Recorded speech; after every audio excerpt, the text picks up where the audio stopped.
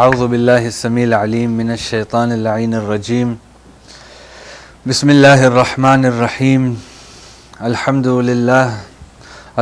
لله رب العالمين وبه نستعين وصلى الله على سيدنا محمد وعلى آله الطاهرين اللهم صل على محمد وآل محمد وعجل فرجهم رب اشرح لي صدري ويسر لي أمري واحلل عقدة من لساني يفقه قولي.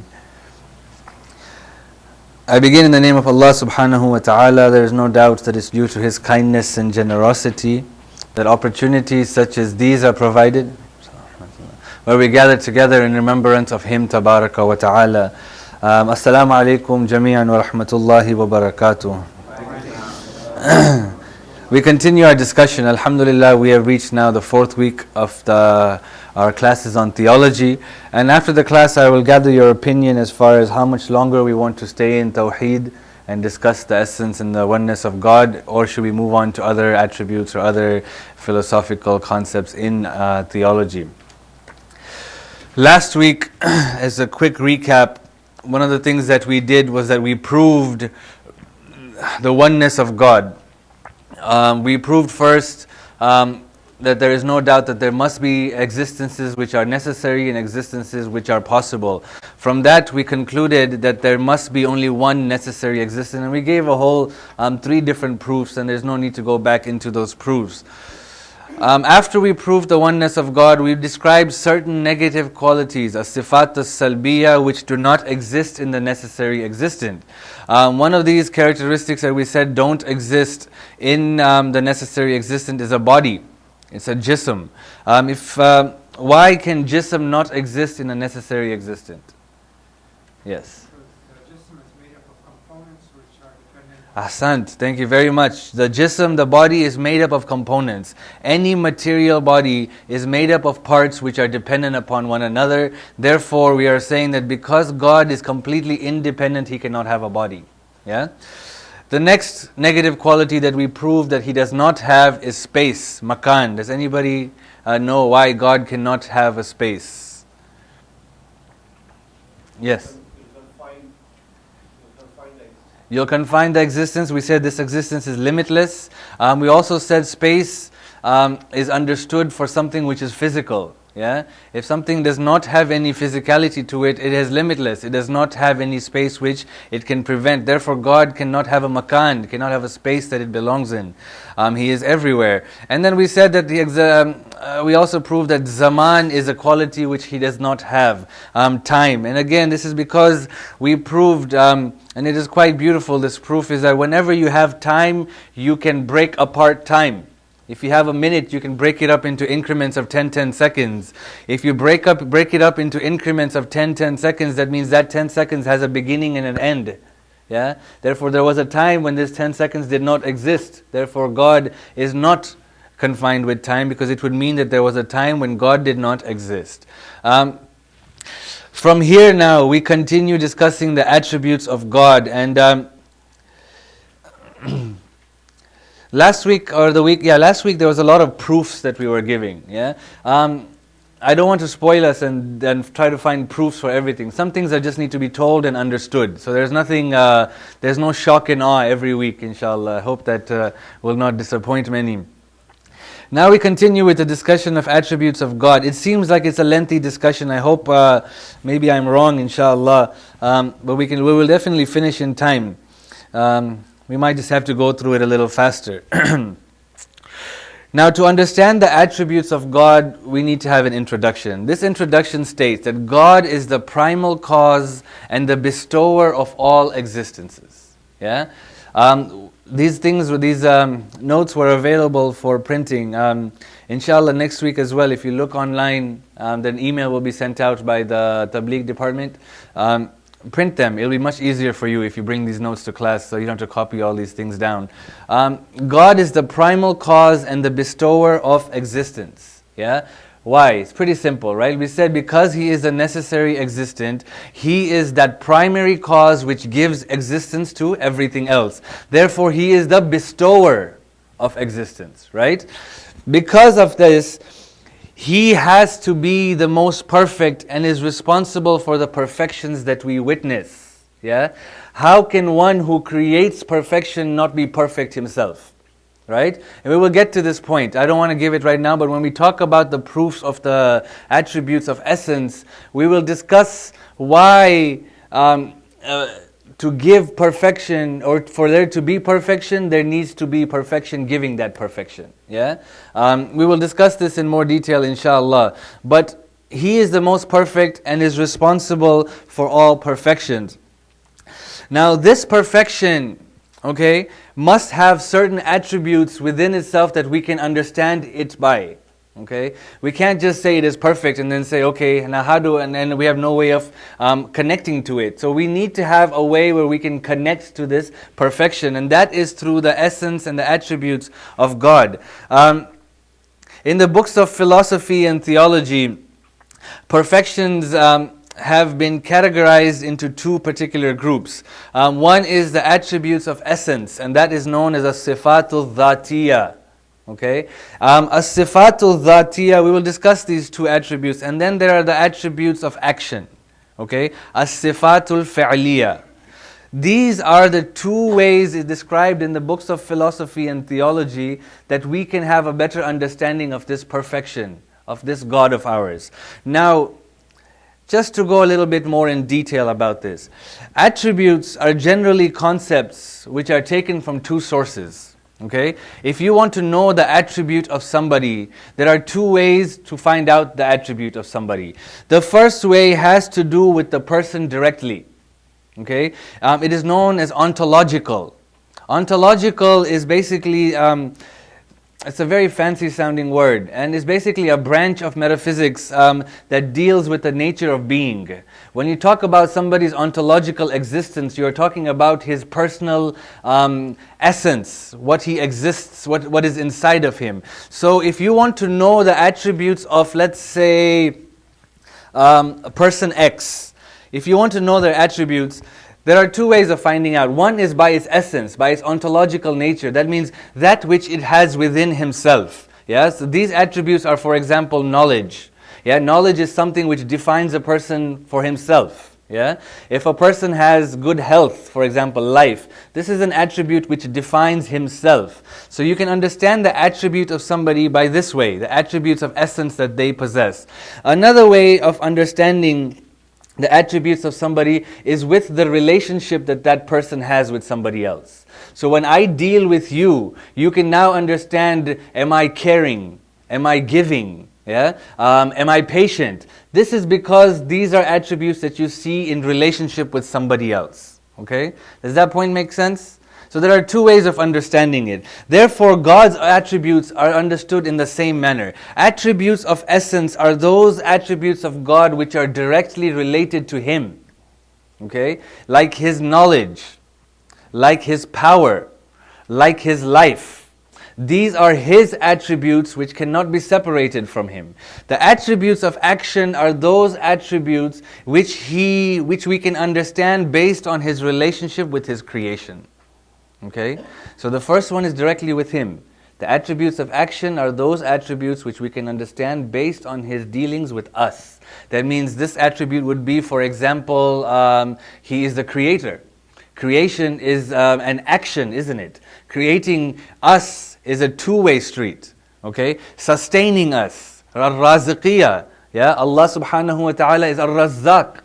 Yeah, this is an attribute of action because it is a two-way street between us and Allah subhanahu wa ta'ala. So this is basically, we have understood then that there is a difference, and a subtle and not a subtle difference, a clear difference between these two. The attributes of essence, when we talk about God, are having to do directly with Him. The attributes of action are those attributes which have to do with Him and the creation. Any questions on this so far? Yeah? Good. All right. Now we get into the attributes of essence. The most important attributes of essence are three that we will be discussing today. And the attributes of action, as we said, are sifatul dhatiyah. The first one we will be discussing is life, al-haya. Okay? The second one is knowledge, ilm. And the third one is qudra. Okay? Allah subhanahu wa ta'ala, as we know, is al-hay. He is qadir. He is alim. Okay? How can we understand these attributes and how can we prove these attributes exist in God? The simple proof, okay? This is a very easy way of understanding that these attributes exist in God.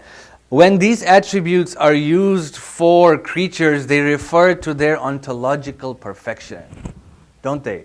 When I describe somebody as being knowledgeable, isn't that a positive quality that we are describing somebody with? Yeah. When I describe somebody as having good health and having good life, isn't that a positive quality?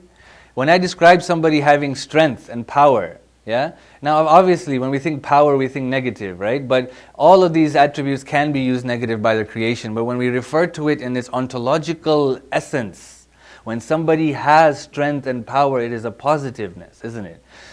So when we refer to these attributes for the creatures, they refer to their perfections.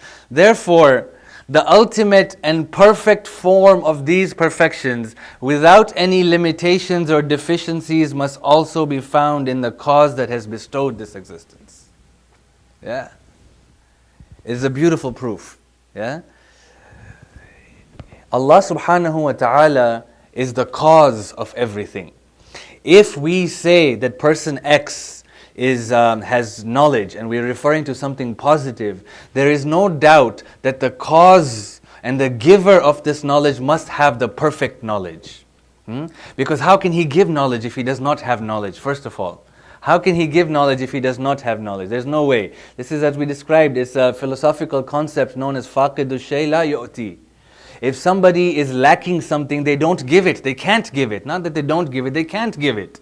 Yeah, you come to me and you say, Jaffer, give me $100. If I don't have $100, can I give you $100?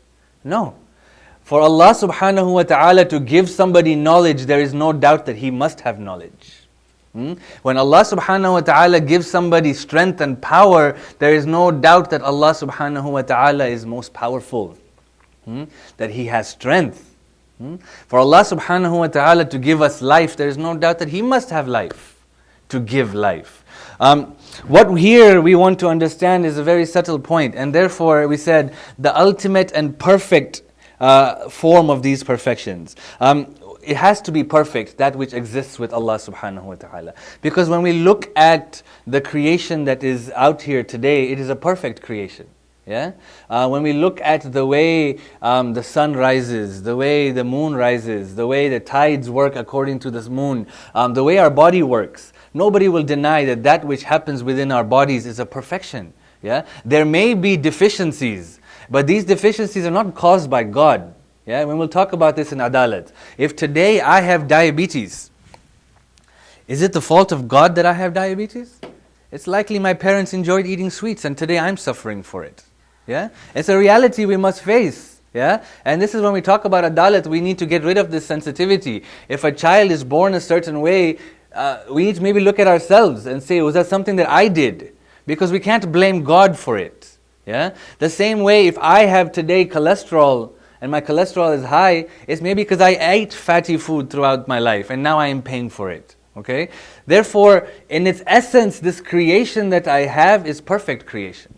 Yeah? And therefore, because of that, God must have that ultimate perfection to give out this type of perfection. And then we also said that it must be limitless and without deficiencies. Okay? This is worded very specifically. Okay? Therefore, the ultimate and perfect form of these perfections, without any limitations and deficiencies, must also be found in that cause. It has to be limitless, because if Allah is giving, it cannot reduce that which Allah subhanahu wa ta'ala has in Him. Yeah? It has to be limitless. You see, it can be described in a way where the way a teacher teaches his students. When a teacher teaches his students, does it limit and reduce his own knowledge? No. Yeah? His knowledge remains. And in that same way, as an example only, we're not comparing God to us or us to God. But what we are saying is, in that same way, God, when He gives, it does not reduce from Him. Now, in the other way, when we describe ourselves, if I give you $100, it is reducing from my bank account, isn't it? But God is not like that. Yeah? Therefore, He must be limitless and without any type of deficiencies. This is a simple proof. Okay? Very easy way to understand it. Because He's giving it, He must have it. And because He is giving everybody, He must have a limitless amount of it. And because what He is giving is perfect, He must be the most perfect. Yeah? So these are the simple ways of proving the attributes of essence of Allah subhanahu wa ta'ala. We go into each one of these a little bit more in detail. Okay? The specifics of life, al-hayat. The concept of life or the living is used for defining two specific groups of creatures or creations. Life, okay? Life is not, this is not life. Yeah, none of us will say this has life. But when we talk about life, we either understand it from vegetation or, for example, us. Vegetation has life, right? Life is characterized by its growth. The fact that you see a plant growing, that means you know that that plant has life inside of it. Yeah? You see a flower blossoming, you know that that flower is alive and it blossoms. For man and animals, life is characterized by possession of will and consciousness. Okay, the fact that I am conscious is showing that I have life. Yeah, that is why if I'm unconscious, I don't have life. Yeah, for example, if I am sick and I'm in the hospital and I have machines plugged in, they call me what? I don't mean to be harsh. They call it a vegetable state, isn't it? Yeah, where it still grows. Maybe if you have your fingernails grow, but you can't be characterized as having life per se. Man and animals then are characterized by possession of will. If I have the will to do something, if I have that irada, that desire and that will and that drive to do something, it is showing my life within me. Okay? It is showing that I have life. Now, the first concept of living, that of vegetation, cannot be associated with God because it is limited and imperfect. Okay, a vegetable, for example, requires and is dependent upon outside influences for it to grow. It requires, for example, the sunlight. It requires water. Anything when it relates to vegetation and that life which requires for it to grow, or that growth which gives it life, is dependent. And because Allah subhanahu wa ta'ala is completely independent, we cannot compare this life that we are talking about to that of vegetation. Okay?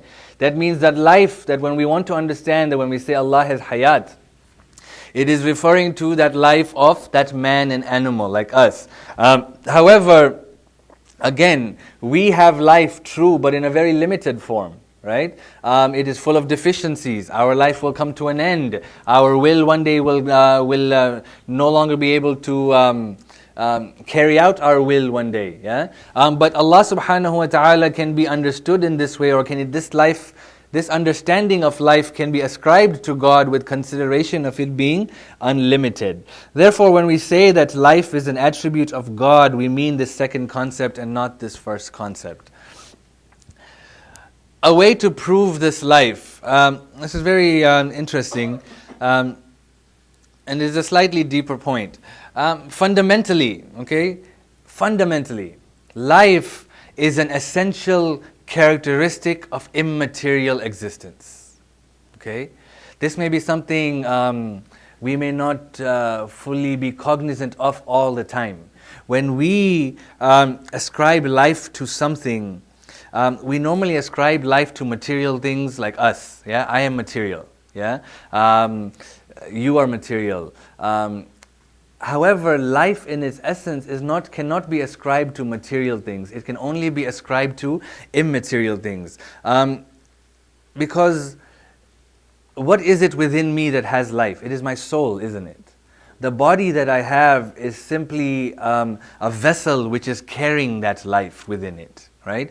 So that body which is material cannot be said to have life. Rather, it is that immaterial spirit and soul which is characterized as having life. Therefore, that is why we say fundamentally life is an essential characteristic of immaterial existence. Now, we take it a step further from this. The way progression, is essential for the material existence. For material existence, progression is absolutely necessary. Continuation is absolutely necessary. Because when a material object ceases to exist, it ceases to exist. When it no longer has continuation, when it no longer has growth, it ceases to exist, doesn't it?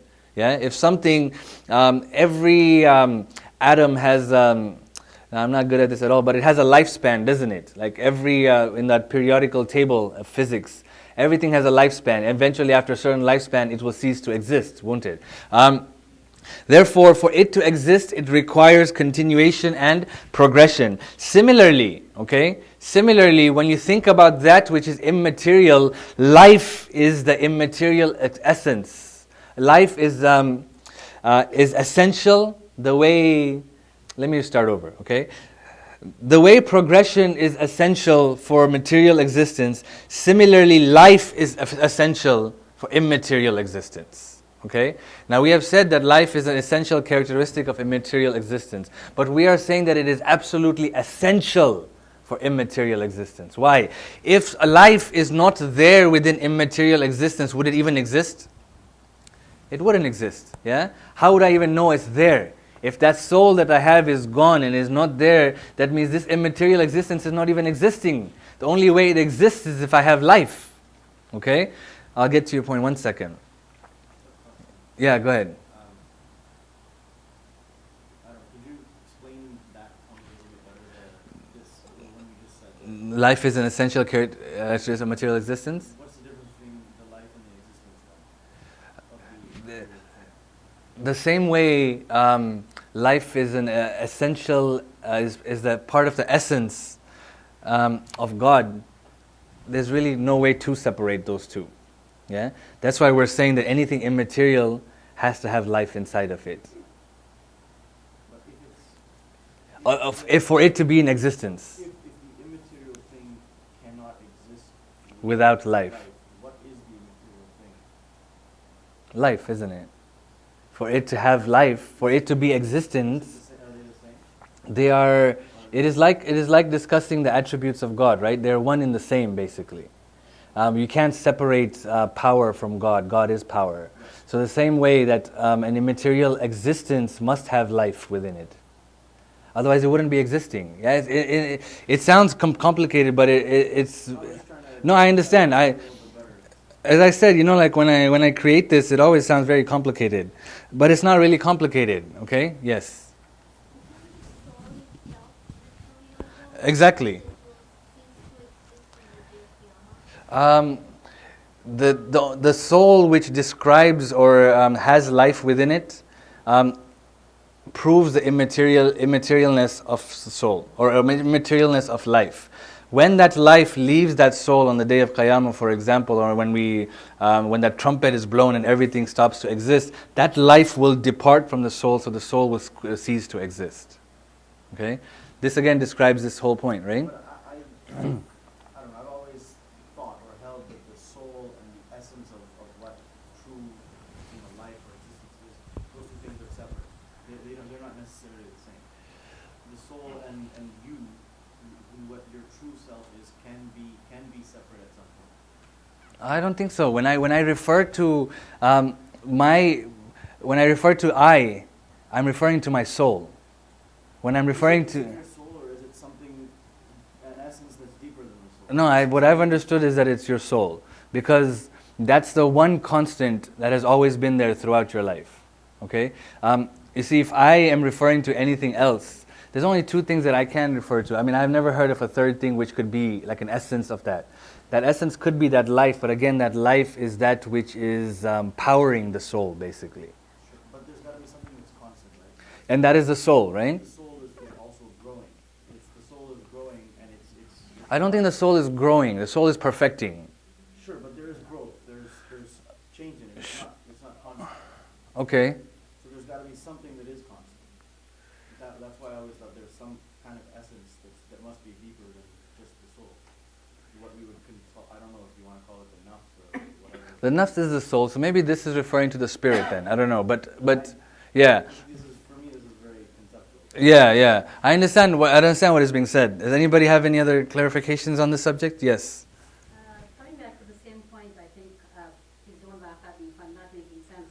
If the last point, if my soul is material and when my soul departs... No, your soul is not material, huh? No. Material. Immaterial. It departs from my body, so does that mean my body becomes... Your body is all, you see, like your body, an individual is made up of two components, that which is material and that which is immaterial. The material is your body, the immaterial is your soul. Okay? That which is giving your body life is that immaterial, which is the soul. Okay? What we are saying here is that life, when a person has life, hayat we are talking about, when the person's, I'm getting confused myself now. When the person's immaterial existence, okay, which is the soul, for it to be alive, it must have life inside of it. Okay? Well, yeah, let me just, yeah, and then we can come back to this, inshallah. You understand this concept, yeah? Okay. Life is an essential characteristic of immaterial existence. However you want to understand it, if you think that there is a cause behind that soul which is that constant, then that's fine. Okay, but that is that life that it has, okay, which is powering everything, you can say. So it has to be there for there to be life, right? But that thing has to be immaterial because this body will eventually die and it will decompose, but there must be something which is continuing. Yeah, no, I'm with you up to that. Yeah, okay. So what we are saying is similarly, life is an essential for immaterial existence the way progression is essential for the material existence. If we've understood that point up to now, okay, we can prove that God must have life because since the sacred essence of God is immaterial, okay, and all of the immaterial existence have the essential attribute of life, therefore God has the attribute of life. Okay? It's basically A equals B, B equals C, therefore A must equal C. Yeah? If immaterial existence, in its essence and in its core, it is life which is giving it existence. That makes sense, doesn't it? If it's immaterial, how do you know it has existence? Because the life is giving it existence. Therefore, it is its essence, yeah, for an immaterial existence to have life. Since God is immaterial, and we proved this last week, yeah, He cannot be seen, He does not have a body. This must mean that because God is immaterial, that He must have the attribute of life within Him. Okay? Yes? So you're looking at it from the perspective of an animal. Okay. So, You're looking at, I have to repeat, it's so hard to repeat this question. Go ahead, but just go ahead. so you're looking at it from the perspective of an animal. Okay. It lives, it exists, right? Yes. So when it dies, the material portion of it actually dies, but there's another portion that actually Right. Has to be, right? Because he was giving an example that if an animal dies, the material portion discontinues, but there's something else which continues. Is that what you're saying? Yeah? Yeah, absolutely. Yeah, we're an animal as well, right? So that is absolutely correct because that body of ours is simply just a vessel. It is just a container which is containing life which is moving it along. It's like that body of an animal is a car and that life within it or that soul that it has is the gasoline or that petrol which is giving it the energy to go forward. So what's the correlation between this and the existence of God? Basically what we're saying is that which is the gasoline of that animal, that petrol of the car, is immaterial. You can never see it. Okay, it's that life, that essence. So when the body dies, something else still continues, but we can't see that continuation, right? It is immaterial. It does not exist, right? Therefore, that life is something which does not exist and cannot be materialized. Since God cannot be materialized and cannot be seen, therefore God must have the attribute of life. Then what makes God greater than that essence of being? Because this essence of being is completely dependent upon time, dependent upon space, while God is completely independent of all these things. How can you prove that when you can't see it? We talked about that last week, right? If something which can be seen is limited, because it is limited by space, it is limited by time. God, it cannot be seen because A, He does not have a body, it is not corporeal. Because of all these things, He cannot be limited by all these things. The fact is that once that entity, that gasoline Yeah. leaves the container, Yeah. it can no longer be seen. It can't be seen right now either, right? Even within its container, it cannot be seen, that gasoline. Yeah. What's the difference between saying that doesn't exist between what God exists? Because we can't see God, we can't see the existence. I'm not getting you. Is anybody care to answer to this? Yeah. Right? If you were saying that entity, or that's part of the non-material value of a person or an animal or whatever you want to consider, that still exists but cannot be seen, right? Yeah. Well, it's still there, Yeah. right? But now it's in the same, to us as human beings, it's in the same position that God is in a sense. Because you can't see God and you can't know that God exists. We have already proven all that, though, right? We've gone down the line of I think that's why it was done systematically. The first week we proved that there must be something, yeah. Then we proved that that thing must be one, yeah. And then we began giving it attributes. You know what I mean? I think now like you're taking us back to try to prove what we have now, to prove that what we've already done. But I think to understand this, you need to have understood that which we've already done. Do you know what I mean? We can't take this and then say, prove God to me based on this. We've already proved God, and now based on the existence of God that we said, we can prove all these other attributes of God. It's difficult to go backwards on this, to go and jump to point A. If it's all connecting, then we've already connected it so far, haven't we? Okay, then, excuse me?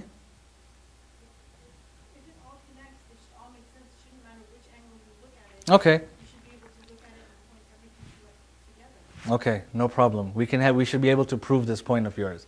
So you're saying that something which is immaterial, which exists within a human being, is the same as that immaterial which is God. I'm asking, I'm not saying. Yeah, I yeah. don't know. Okay. What I'm saying is, you want, go ahead. We could say that maybe it has a similar characteristic, this one characteristic that it can exist outside of a body, outside of a jism. We can say that that's similar, but we can't say that it's the same as God, because God is the absolute. We can have an attribute like a person can be merciful, but we can't be the absolute. Okay. We can't exhibit the superlative of the word mercy. Right. But just like a human being or an animal can have an immaterial essence, it's not the absolute immaterial essence. Okay. All right. Anybody else?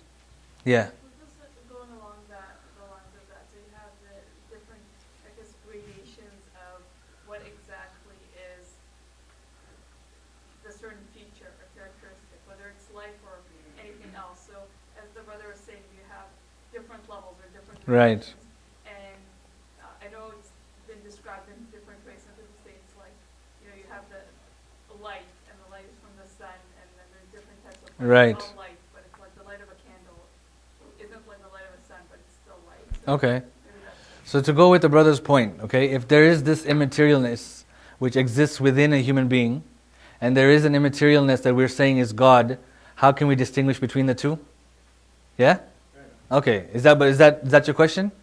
Essentially, Yeah. that's what it boils down to. Okay. All right. Anybody want to tackle this? You had a point? No? Anybody? I think that the main way for us to understand is that this life that I have within me is a creation of something. Okay? Something had to create this life within me. Right? Something had to be the main cause of this life to come into action. The difference between this immaterialness and the immaterialness that we are saying is God is that God did not have a cause which brought it into existence, while I had to require a cause which brought it into existence. So one is entirely independent, while the second is entirely dependent on something bringing it into existence. Would that clarify that? Yeah? Honestly, like if I'm not understanding you, tell me. Yeah? Yeah. Sorry, I thought, sorry if you thought I was rude. We continue with the attributes of essence, yeah? The specifics of knowledge. Now we come to ilm, al-ilm. This is the most apparent and self-evident of all attributes, okay? Now, obviously when we talk about ilm, it cannot be compared to the knowledge of His creatures, okay? Because our knowledge is limited and is deficient. So when we talk about the knowledge of Allah subhanahu wa ta'ala, it is the ultimate knowledge. Now the reason we are saying that this is the most apparent and self-evident of all these attributes is we go back to that simple proof, Okay? When we look at the creation today, there is no doubt that knowledge exists amongst us. Yeah? And knowledge is that which is positive. Therefore, the ultimate and perfect form of this knowledge must exist in the Creator. This is, whenever we say the simple proof in the future, always come back to this. Yeah? The Creator must have the positive attributes that we have, and in a greater form. So that is why knowledge is the most easiest one to understand. Yeah? Because you are knowledgeable, your Creator and that which caused you to be knowledgeable must be more knowledgeable than you. Therefore, that attribute of knowledge must exist within God. The second proof, okay, and this is known as the argument of order. Okay, the orderly and perfect presentation is clearly an indication of a precise and perfectly knowledgeable presenter. Very clear, isn't it? The way we have order in this world of ours. Yeah, each morning, alhamdulillah, until now the sun has risen. Every morning, there is order in this. Yeah. It is us who bring chaos, but the order of Allah subhanahu wa ta'ala is absolutely perfect. Yeah? This order in the creation of God is clearly an indication that He must have knowledge in what He is doing. He can't just have done it arbitrarily. Yeah? He can't have just said, this is what it is. Imagine if we just have a puzzle, yeah, and we just throw the puzzle on the floor, would it come together? No, there has to be action and knowledge and wisdom to put that things together. So this order is proving to us that that there must be a knowledgeable presenter. And you can even bring it to a more simpler proofs than that, right? Or a more simpler understanding. An intellectual book or an eloquent poetry are signs that it has come from an intellectual author. Yeah. Only randomly will you find an ignorant person writing something brilliant. Yeah, it wouldn't happen. For a really powerful, knowledgeable book, it must prove that there is a truly knowledgeable author behind that. Likewise, this great universe, with all its secrets and perplexities, is an effect of the knowledgeable cause. Yeah, very straightforward to understand. Now, this attribute of knowledge, on a quick side note, is one of the most important attributes to understand when we want to purify our soul. Okay, when we are in that process of tazkiyatun nafs, in the purification of our soul, in that process of jihadun nafs, to be cognizant and aware that Allah subhanahu wa ta'ala is alim, is that which is going to help us along that journey and shape us up. Because Allah subhanahu wa ta'ala says in the Quran, in Surah Al-Ghafir, يَعْلَمُ خَائِنَةَ الْأَعْيُنِ وَمَا تُخْفِي الصُّدُورِ. Okay, that He knows the treachery of the eyes and what the breasts hide. That means there is not a thing which I do which does not encompass under the knowledge of Allah subhanahu wa ta'ala. Even that which I am thinking, that which I am, what is just passing through my mind, yeah, whether it's an indecent thought, whatever, we should be knowing that Allah subhanahu wa ta'ala is aware of that which is happening. And that would shape our actions, and that would make us be a better human being. We continue with the attributes of essence, and we come to Al-Qudra. When an agent or when something, okay, produces an action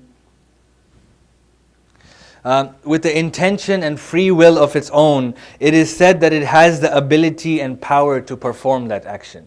Yeah, I'll repeat that. Okay, when something, let's say I produce an action with my intention of doing it and my free will. Nobody's forcing me to do it. Yeah? Nobody has put a gun to my head and said, come to class today. With my own intention and my free will, I decided to come to class today. This shows that I have that ability and that power to do this particular job. Yeah, because I have done it with my own free will and I've done it with my own intentions of doing it. Therefore, I have that power behind it. Power, therefore, is a living, voluntary agent, which is the origin of action. When you do an action voluntarily, yeah, and with your free will, it means that you have the power to do that action. Clear, isn't it? Therefore, any beginning of any action must have power behind it. Therefore, power is what is known as the mabda'. It is the beginning of any action. Yeah? Are we clear on this so far? Okay. Since God is the originator of all action based on free will and intention, No one's forcing God to do anything. Yeah? He's doing it out of his own free will, and he has the intention of doing what he's doing. This proves that power must be an attribute of God. Again, it's very logical. It's A equals B, B equals C, A equals C. Okay? Do I need to go through this again? Yeah? I really don't mind if I have to, but everybody's shaking their heads no. Okay? Not only does this prove that the attribute, that power must be an attribute of God, the level of power, again, of a human being is dependent upon the perfection of that existence. Yeah? Why? Can anybody tell me why? The amount of power that one can give out depends upon the level of perfection of that person. Does that make sense? Yeah? Yes? Because the more he's connected to Allah subhanahu wa ta'ala, the more power he has. Yeah. Okay, that's one way of looking at it. True, if you look at it from a very simple point of, other than that, if I am a person who's very skinny and I don't have the strength, there's no way I'll be able to move like a 100-pound box, for example, because I don't have that power, because my existence is not to that level. For me to be able to do something like that, it must mean that my existence must be at that level where I can push a 100-pound box, for example. Because the existence of God is infinite, therefore the power of God is infinite as well. Yeah? Yeah, so not only are we proving that God, that attribute of power is an attribute of God, we're also proving that that power, it must be an infinite amount of power that He has, because He, Allah subhanahu wa ta'ala, is infinite. Now a couple of points to remember, and a lot of people maybe get confused on this. The fact that God possesses the power to perform everything does not necessarily mean that He will perform everything. Very important to understand. Yeah? He only performs that which He intends and He will execute. I mean, that means His irada. We haven't talked about His irada, His will, but irada plays a very big role in what Allah subhanahu wa ta'ala is doing. He desires to do it, so He does it. He wills to do it, so He does it. If He does not will to do it, He won't do it. But does that mean He does not have the power to do it? No, His power is infinite. That means He has the power to do it, but it must be with the will of God. The fact that God possesses power does not mean He will perform that which does not have the possibility of actualization. He can make it actualize, but the world that we live in maybe cannot handle this actualization. Or the system that He has put in place will need to be followed, even though He has the power to change that system. So for example, He will never make 2 greater than 3. Yeah, because that's the system that He has put into place. Okay? He will never create another God. Though He has the power to create another God, doesn't He? But He will never create another God. Why? Because if He created more than another God, la fasadata. We discussed this. There would be fasad. He knows this.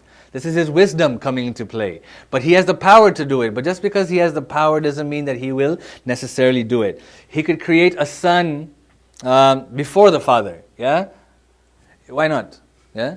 But He won't, because He has put a system in place. So this is in another way describing the power or the qudra of Allah subhanahu wa ta'ala. Yeah? Yes? Does it mean that He created the world and just let it be tomorrow now? I don't know. When we discuss, we will come to this actually right now. It's known as as-sifat al-rububiyya, the lordship. The lordship means that He must be present to continue giving guidance to everything or managing the affairs of everything. So that's a good question. We have 15 minutes. I knew it was a lengthy discussion today. We have finished the attributes of essence. Okay, now we come to the attributes of action. All right, the attributes of action, again, we said, are those which deal with the relationship between the Creator and His creation. Okay, some very important points to consider about the attributes of action. The relationship that exists between God and His creation does not have any boundaries or limits. Okay? Does not have any boundaries or limits when looking at it from the perspective of divine essence. Yeah? We have said, okay, the attributes of action are a two-way street. Okay? When we are looking, this is divine, this is creation. All right? Okay? Everybody can see this? Yeah? When we talk about having no boundaries or limits, we are talking about it from the perspective of divine essence. That means we are looking at it from here. When God is dealing with us, there is no limits or no boundaries in what He will provide for us. Okay? However, when we are looking at it, I don't know if I put this. No. Okay? However, from the creation to the Creator, this way, it is limited in our relationship with Allah subhanahu wa ta'ala. Yeah? And what does that mean? For example, if I give you an example, it will make more sense. To provide sustenance or a need, yeah? Obviously the sustainer is Allah subhanahu wa ta'ala. But the one who is needing sustenance is me. So at a specific time and a specific place, I will ask for sustenance from Allah subhanahu wa ta'ala, specific sustenance, which will then be limited to that specific time and specific place. Though He will continuously provide it, I will ask in specific circumstances. Therefore, when I'm looking from Allah subhanahu wa ta'ala towards Allah, it is limited with time and space. Okay? While the perspective from divine to us is unlimited. The doors are always open. When we're looking at it from us to Him, the doors are sometimes closed because we are closing those doors. Okay? This is the first point to consider. Okay? That when we're looking from top to down, the relationship is limitless. Okay? The second point to consider is that the actualization and full understanding, okay? We're talking about the full understanding of the attribute of actions returns back to the attributes of essence. Very important. Everything comes back to as-sifatul dhatiyah. Okay? Even the actions of Allah return back to the essence of Allah subhanahu wa ta'ala. And the example that we can give is creatorship. When He creates, okay, it is defined, what is creator is defined as the power to create, isn't it? Therefore, it comes back to the attribute of power of Allah subhanahu wa ta'ala. All the attributes of action come back to the attributes of essence. Okay? That is why the essence of Allah is the most important thing to understand. The dhat of Allah. And even then, we can only understand it to a certain level. Okay? We can't understand it fully. We can only understand knowledge based on my understanding of knowledge. But God's understanding of knowledge, or God who is knowledge, is far greater than that. Okay? So these are just some points to keep in mind. Okay? That everything does come back to the attributes of essence. The first attribute that we will discuss is that of al-khaliqiyah. Okay, the creatorship, the one who creates. Alright? Now the proof of this is very simple. Having established necessary existence as the first cause for the appearance of possible existence, right? It was Allah who gave life to everything. Okay? Therefore it was Allah subhanahu wa ta'ala must be the creator of all the possible existences. Very simple. Yeah?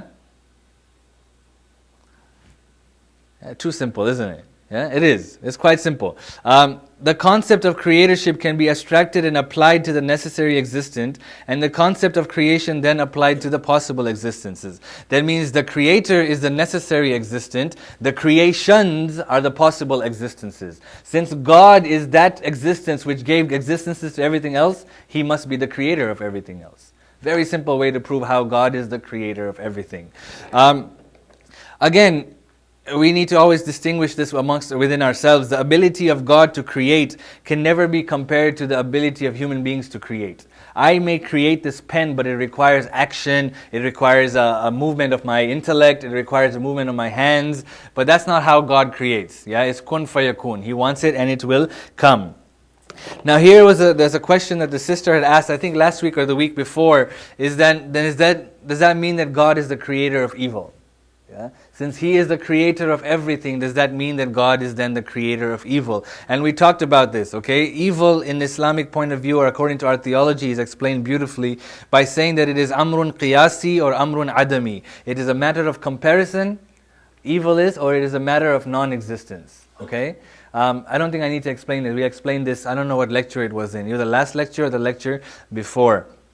And the verse of the Quran is very beautiful. Allah subhanahu wa ta'ala says in Surah Al-Sajda, الَّذِي أَحْسَنَ كُلَّ شَيْءٍ خَلَقَ. Yeah, He made good everything that He created. Yeah? We just have to find the good in everything. Sometimes we may not see the good, like we may not see the good in an earthquake. Yeah? How is an earthquake good? But again, an earthquake is only evil when I'm comparing it to the effect that it has on human beings. If you take a look according to how the earth is in form, the earthquake is actually good for the earth. A volcano erupting is actually good for the earth because it is a way of it relieving stress. Yeah, I used to live in California. In California, there's the San Andreas Fault. It runs all through California. This fault has such tension built up within it that when that earthquake happens, California will become its own island. It will break off from the United States. That's how big the earthquake is predicted. Therefore, it's good when smaller earthquakes happen because it releases that tension which is lying in that San Andreas Fault. But when you compare it to human beings and the effect that that earthquake might have on a human being, we would say that it is evil. But in its essence, it is not evil because الَّذِي أَحْسَنَ كُلَّ شَيْءٍ خَلَقَ. He has made good in everything that He has created. Yes. So, I mean, okay, so God didn't, you know, I mean, we always teach the kids, you know, there's God and there's Shaitan. Right. It's almost, where there's God and there's Shaitan, so it's almost, you know, there's two powers in... Yeah, that's a wrong teaching. Yeah, that's not the correct way of teaching. Even like, if you look at the Quran, even Shaitan admits that Allah is the creator. And he actually is probably the most believer. Yeah. So that understanding that maybe we had or we teach our children that there's two powers in play and two powers of fighting is an incorrect understanding. Everybody's acting according to their free will. They choose to do good or they choose to do evil. It's up to them. What about Shaitan? What He's choosing to do evil, right? We have a choice of listening to that waswasa or not. Yeah, but God left a lot of power to Shaitan. I think He has left a lot of power to us as well though, right? I can go out there today and cause a lot of fasad if I wanted to. I could cause a lot of corruption, but I choose not to cause that corruption. Just because Shaitan is in a way immaterial or is a jinn, maybe he has access to more than I may have access to. But the evil that I carry out cannot be blamed on Shaitan, right? I mean, it may have been an original temptation of Shaitan which has caused me to do evil, but the continuation of that act is not Shaitan's fault anymore. It is my fault. Even if you look at the Quran, very interesting, I don't remember the exact verse, but on the Day of Judgment, Shaitan will tell Allah that I didn't do anything. Yeah, it is he who did everything. Right? So we need to have this understanding that even Shaitan is acting according to his free will. And when we talk about free will, either in a few weeks in Adalat, we'll make more sense about this entire, how everybody is accountable for their own actions and we can't blame anybody else for those actions. Yeah? Sorry, I'm rushing a little bit today. Because I really want to finish this, okay? The second attribute of action, khaliqiyya inshallah is understood, yeah? The second attribute of action is known as ar-rububiyyah, okay? This is the name ar-Rabb. You know when we call Allah ar-Rabb, it is this name, ar-rububiyyah. It means lordship, okay? The relationship that exists between God and His creation is not only because of the creation, okay? Being the effect of God. Okay, so that's not the only relationship we have with God. But the creation from all its existential aspects needs God. We've said this, right? We need God for our continuation. The creation is entirely dependent upon God. Yeah, we've said that as well. And we understand that God can intervene and manage affairs in which He wishes. Okay, this is what rububiyyah means. Rububiyyah is literally meaning maintenance and protection, giving life and causing death, providing guidance and sustenance. It is the managerial job that God does. Okay, it is Him continuing and managing the affairs. This is what Allah subhanahu, when we say that He is the Rabb, yeah, that is why this in Arabic the housewife is called Rabbul Bayt. She is the manager of the house in the house affairs. Okay, Rabbul Bayt. Okay, because she is the Rabb of the house. She is not. We're not saying she is God, but we are saying she is the one who maintains and protects. She is the one who nourishes. She is the one who does all these things. So this is the relationship when we talk about ar-rububiyyah. Now,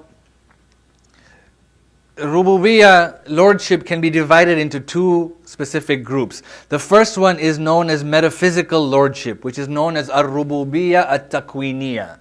You know that this is talking about the metaphysical, that which is the world around us, because of the kawn. Takwiniyah is kawn. It comes from the root word kawana.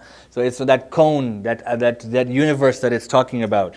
So the metaphysical lordship is that which includes managing the affairs of all the existence and the provision for their needs. The metaphysical lordship, rububiyyah, takwiniya, is also, for example, him being in charge of the sun rising, him being in charge of the moon rising, the waves, and all these things are managed and affared and governed by God. Okay, so this is that affair which is known as al-rububiyyah at-takwiniya. The legislative lordship is known as al-rububiyyah at-tashri'iyya. Okay, this is from the word sharia. Okay, that means He, Allah subhanahu wa ta'ala, manages that which we can do and we can't do. He lays the laws down. So when we talk about Him being the Rabb, He is Rabb in two forms. He is Rabb as far as taking care of the world, and He is Rabb as far as putting down laws and governing on how we should behave and conduct ourselves. A very quick point to consider. I hope I'm not going too fast, but this point was pretty simple. Ascribing partners to Allah subhanahu wa ta'ala, when those who do shirk, okay, has never been about who the Creator is. Okay, it has been about who the Lord is. There's a difference. It has never been about who the Khaliq is. It has been about who is the Rabb. And if you look at the Quran, Allah subhanahu wa ta'ala says in Surah Al-Luqman, وَلَئِن سَأَلْتَهُمْ مَنْ خَلَقَ السَّمَاوَاتِ وَالْأَرْضَ لَيَقُولَنَّ اللَّهِ قُلِ الْحَمْدُ لِلَّهِ. Yeah? There's been no doubt. I don't know what I did. Okay, there has been no doubt when it comes to, when you ask Allah subhanahu wa ta'ala, when you ask any of them who have done shirk to me, who created the world? They will say it's Allah who created the world. What they have done shirk with Allah is when they have attributed partners who govern different things. The God of rain, the God of sun, the God of the moon, yeah, the God of love, the God of this. They have attributed people who were managing God's affairs, and that is still shirk.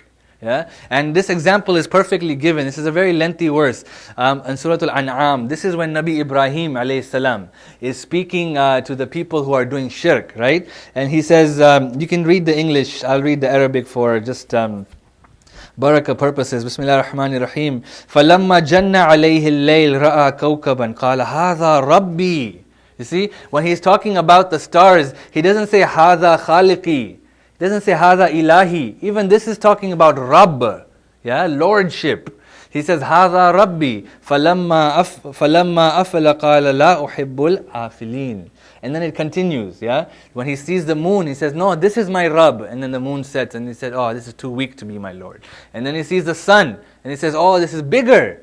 This must be my Lord. He was teasing the people and saying, look, you think this is your Lord? It's setting. Why would I want to worship something which sets and has no power? So here we understand that when people did shirk, it was never about who the Khaliq is. It was always about who the governor and the maintainer of everything is. The last quality and the attribute that we're going to talk about today is al-uluhiyya, and that is divinity. Okay, this is an attribute which is given to God. What do we mean by divinity? We mean that divine, one worthy of being worshipped. Yeah, this is an attribute of God. That He alone is the one who is worthy of being worshipped. The attribute of divinity can easily be understood. Why? Because since the possible existences are entirely dependent upon the necessary existent, worshipping this existent is a necessary obligation. If my and you can understand this from a material point of view, why people worship materialness, because they believe it is that materialness which is giving them life. It is that materialness which is giving them status. It is that materialness which is providing them for them luxury. They don't think it is Allah. But when those people who look at it from a divine worldview and realize that it is Allah who is providing for me all of these things, and He is that necessary existent who is giving me existence, it is natural that I worship that, and I worship that alone. Yeah, and that is why Allah subhanahu wa ta'ala says, إِيَّاكَ نَعْبُدُ. We say to Allah, إِيَّاكَ نَعْبُدُ وَإِيَّاكَ نَسْتَعِينَ. You alone do we worship, and you alone do we turn for help. Yeah? 901, not bad, huh? Inshallah, this is the end of as far as the attributes are concerned. We can have questions. I want to get your feedback on a specific point. We will end. وصلى الله على سيدنا محمد وعلى آله الطاهرين. اللهم صل على محمد وآل محمد.